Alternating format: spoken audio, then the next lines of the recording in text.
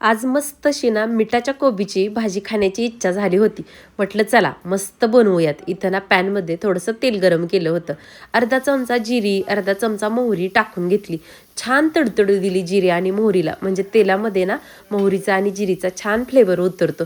त्यानंतर बारीक कट केलेला एक कांदा टाकून घेतला आणि छान सोनेरी रंग येईपर्यंत त्या कांद्याला परतून घ्यायचा आहे. तसा कोबी अर्धा शिल्लक होता. अगोदर अर्धा कोबीची मी भाजी करून घेतली होती, पण म्हटलं चला पुरेल तितका सगळ्यांसाठी म्हणून मस्त असा करायला घेतला होता. सर्दीमुळं तोंडाला चव नाही, म्हटलं चला आवडीची भाजी बनवूया, म्हणजे थोडंसं जेवणही जाईल आपल्याला. कांदा भाजल्यानंतर त्याच्यामध्ये ना लसूण, खोबरं, कोथिंबीर याचं वाटण टाकून घेतलं आणि ते वाटणसुद्धा 1 मिनटं तेलात परतून घेतलं. त्यानंतर बारीक कट केलेला हा कोबी टाकून घेतला. आज मात्र माझ्या मोठ्या लेकीनं कोबी चिरला नव्हता, मीच कट करून ठेवला होता. कारण तिला ना म्हणते की मला नेहमी ती की तू मोठा कोबी कट करते, थोडा छोटा कोबी कट करत जा. आता मी तिच्यासारखा कट करण्याचा प्रयत्न केला आहे, पण मला काही इतका बारीक कट करता आला नाही. आता कोबीमध्ये चवीपुरती हळद आणि चवीपुरतं मीठ टाकून घेतले. ते सगळं व्यवस्थित मिक्स केलं आणि हा कोबी आहे ना, मिठाचा कोबी फक्त तेलामध्ये बनवत असताना अगदी बारीक गॅसवरती शिजवायचा. कमी तेलातही बनतो, पण असा मिठाचा कोबी आहे ना, तो फक्त तेलात केलेला आहे ना, तो खाण्यासाठी खूप छान लागतो. आता इथं आहोंसाठी आणि माझ्यासाठी मस्त गरमागरम अद्रकवाला चहा बनवला होता. तर कालच ना क्रीम रोल आणले होते. म्हटलं चला सकाळ सकाळचा आज क्रीम रोलचा नाश्ता करूया, म्हणून दोघांनी मिळून इथं अर्धा अर्धा क्रीम रोल खायला घेतला होता. 4 क्रीम रोल आणले होते चौघांसाठी, पण तिथं तर 3 शिल्लक दिसत होते. मग माझं आणि आहोंचं बोलणं चाललं होतं. दोघींमधलं कोणतरी एक जण खाऊन गेलेलं नाही आहे, त्यामुळंच 3 क्रीम रोल इथं शिल्लक आहेत. मग आम्ही दोघांनी एक क्रीम रोल अर्धा अर्धा खाल्ला, म्हणजे 2 शिल्लक राहिले होते. म्हटलं चला 5 वाजता किंवा उद्या सकाळी त्या दोघी या क्रीम रोल क्लासला जाण्या अगोदर खातील, म्हणून मस्त असं ठेवला तो क्रीम रोल.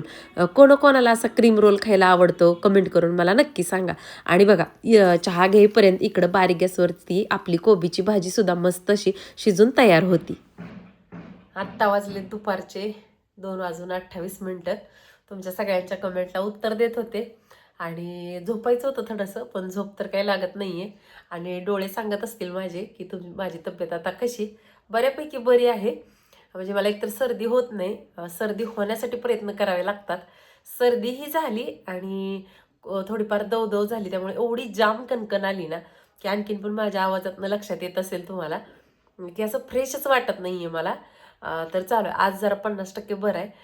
तुम्ही कालचा ब्लॉग बघितला, एवढ्या कमेंट केल्या की ताई काळजी घे काळजी घे, किती छान वाटतं म्हणून सांगू. तुम्ही सगळे मला बघत असता, पण मी तुम्हाला कधी पाहिलेलंही नसतं, काही जणांना पाहिलेलं असतं. तर ते सुद्धा इतक्या काळजीनं प्रेमापोटी कमेंट करतात बघून ना खरंच खूप छान वाटतं. तर आता म्हटलं चला थोडं फ्रेश झाले, चेहरा वगैरे धुतला आणि म्हटलं थोडंसं आवरावं रूममधलं. तर हे काही प्रमोशनचे आलेले प्रोडक्ट असतात ना, त्याचे बॉक्स वगैरे कपाटात तसेच पडून होते. म्हटलं ते काढून टाकावेत, म्हणजे रिकामे बॉक्स आहेत, त्याच्यात कुठले प्रोडक्ट वगैरे काहीच नाही आहेत त्याच्यामध्ये. असेच ठेवलेले ते कपाटात, असेच ठेवलेले कपाटात ते तसेच होते बसून. म्हटलं उगी कपाटात जागा आठवतात आहे, तर म्हटलं चला त्यांना काढून टाकावं. प्रोडक्ट छान येतं. जे पण आम्ही प्रमोशनला प्रोडक्ट घेतो ना, तर म्हणजे विचार करून घेतो, म्हणजे आपल्यामुळे कोणाच्या पैशाचं नुकसान नको व्हायला किंवा मग पैसे वेस्ट जायला नको. हा सगळा सारासार विचार करून किंवा ते प्रोडक्ट कसे आहेत काय आहेत हे सगळं सर्च करून मगच ते प्रोडक्ट मी प्रमोशनसाठी घेत असते. कारण पैसे कमवायसाठी मी असो किंवा तुम्ही असो, प्रत्येकाला कष्ट हे तितकंच लागत असतं. त्यामुळं जर तुम्हाला वाटलं एखादं प्रोडक्ट प्रमोशनमधलं आवडलं, तर नक्की घेऊन बघत जावा. पण घेतल्यानंतर सुद्धा इथं किंवा हातावरती इथं छोटासा पॅच टेस्ट करायचा, म्हणजे जळजळ होते का काय होते का, आणि नंतरच ते चेहऱ्यावरती अप्लाय करायचं. चला म्हटलं आज निघला या विषय त्याच्या हेतून सांगावं, कारण तुम्ही बरेच जण परत कमेंट करतात हे प्रोडक्ट चांगले आहेत का, घेऊ का, असं करू का. एकतर घेतानाच प्रमोशनला खूप विचार करून घेतलेले असतात, त्यामुळे तुम्हाला घ्यायला काही टेन्शन नाही. तरी पण प्रत्येकाची स्किन वेगळी असते, त्यामुळे पॅच टेस्ट करणं गरजेचं आहे. चला आता तुमच्याशी बोलत बोलत मस्त आवरून घेते सगळं. 2-3 दिवस झालं थोडंसं ना अशक्तपणा आल्यासारखं झालं, त्यामुळे घरात ना थोडं दुर्लक्ष केलं होतं. म्हणजे आहोच म्हणले होते तू साफसफाईकडे जास्त लक्ष देऊ नको, तुझी तब्येत कशी लवकर बरी होईल होईल ते बघा अगोदर. म्हणून बेडवरती पण इथं मी लोळत पडले होते आणि हॉलमध्ये पण काही लक्ष दिलं नव्हतं. तसं दोघी लेकी सगळं आवरून जातात, पण सकाळपासून राडा पडलेलाच होता थोडाफार आणि त्याही सकाळी 6:45ला जातात. जर सुट्टी असेल ना तर त्या सगळं चकाचक करतात, मला कर म्हणावं लागत नाही. मग इथं म्हटलं चला हे प्रमोशनचे काही प्रोडक्टचे रिकामे बॉक्स होते ना ते आणले, प्रोडक्ट वापरायचंही चालू आहे, काही संपलेत पण बॉक्स कपाटात तसेच होते, ते सगळे काढून घेतले. आणि कसं आहे आपली तब्येत जरी ठीक असली नसली आणि घरात जर खूप भरपूर पसारा असेल ना तर आपली चिडचिड आणि आजार पण वाढतं.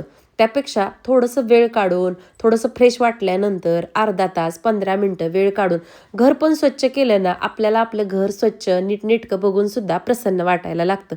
माझं तर स्वतःचं असंच आहे, जितकं घर स्वच्छ असेल ना तितकी माझी चिडचिड होत नाही. घरात पसारा नीटनेटकापणा नसेल ना तर मला सगळीकडं फक्त काम आणि काम दिसायला चालू होतं.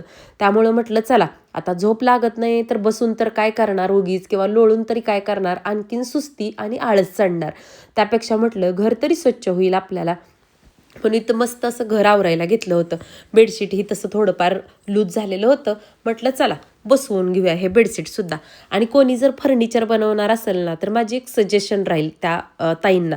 कारण बऱ्याच वेळेस मला कमेंट येत असतात की तू फर्निचर कोणाकडून बनवून घेतलं, कसं बनवून घेतलं. बघा घर बांधत असो किंवा फर्निचर करत असो छोट्या मोठ्या चुका ह्या होतच असतात.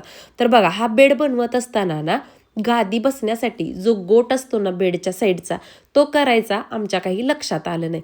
कसं गोट असेल ना तर गादी सरकत नाही. म्हणजे त्या गोटच्या आत बरोबर गादी बसते, म्हणजे अर्धा इंचाचा बेडपेक्षा वरच्या बाजूला असा गोट करतात ते.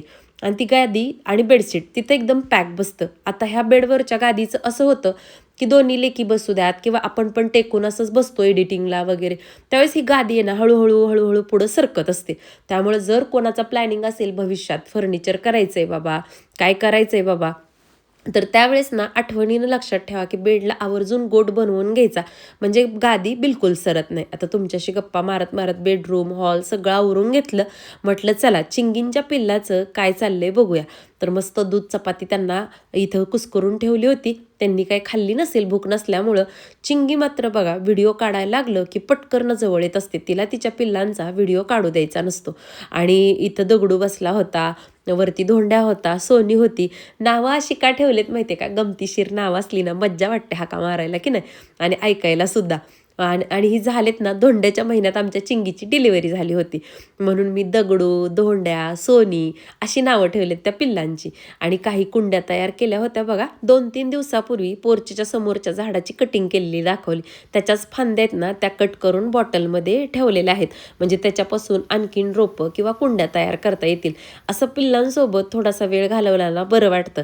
आता ही जेव्हा त्यांच्या त्यांच्या घरी जातील ना तेव्हा मात्र मला खूप वाईट वाटेल. तर चला आजचा व्हिडिओ कसा वाटला, आवडला असेल तर लाईक आणि सबस्क्राईब